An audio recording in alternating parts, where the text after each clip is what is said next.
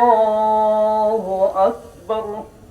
বড় একটা শূন্যতা তৈরি হয়েছে এবং আসলে শূন্যতাটা যে কত বড় আমার মনে হয় সামনে আমরা সেটা আরো বেশি করে উপলব্ধি করব, কারণ একজন রাজনীতিবিদ হিসেবে তার কিছু ইউনিক কোয়ালিটি ছিল এবং যেই কোয়ালিটির কারণেই আজকে সারা দেশ শোকাহত। এবং এই সমস্ত গুণাবলীর কথা যদি আমরা চিন্তা করি তাহলে তার প্যারালেল পাওয়া খুব মুশকিল হবে। তার ভিতরে যে ভদ্রতা বোধ ছিল, পরিমিতি বোধ ছিল এবং কথায় বার্তায় তিনি যেভাবে সংযত ছিলেন, তিনি কোনো সময় প্রতিহিংসা পরায়ণ বক্তব্য আমার মনে পড়ে না। তিনি জাতিতে বিভেদ সৃষ্টিকারী বক্তব্য, প্রতিহিংসা পরায়ণ বক্তব্য এবং কুৎসা রটনা করা, এই সমস্ত জিনিস থেকে অনেক অনেক দূরে ছিলেন।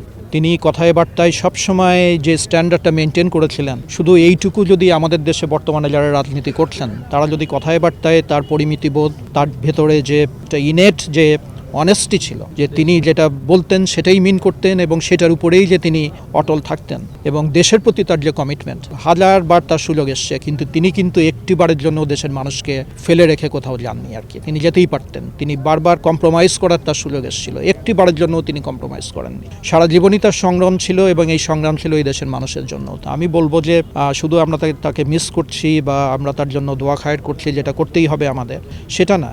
একটু স্বভাবে কথায় বার্তায় একটু তার মতো হওয়ার চেষ্টা যদি আমাদের দেশে যারা রাজনীতি করছেন তারা করতেন, তাহলে আমাদের দেশটা সত্যি সত্যি তার প্রতি প্রকৃত শ্রদ্ধা প্রদর্শন করতে পারতো আর কি। আমরা আমাদের পরস্পরকে খারাপ কথা বলা, আহত করা এবং ভদ্রতা সভ্যতাকে বিসর্জন দেওয়ার যে একটা প্রক্রিয়ার ভিতরে আছি, এটা থেকে বের হয়ে যেতে পারাটাই আমার মনে হয় যে বেগম খালেদা জিয়ার প্রতি সবচেয়ে বড় সম্মান প্রদর্শনের একটা রাস্তা হতে পারে আর কি।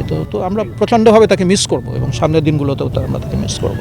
হিরন আরও মিনারেল ওয়াটার মাত্র 50 পয়সায় প্রতি লিটার।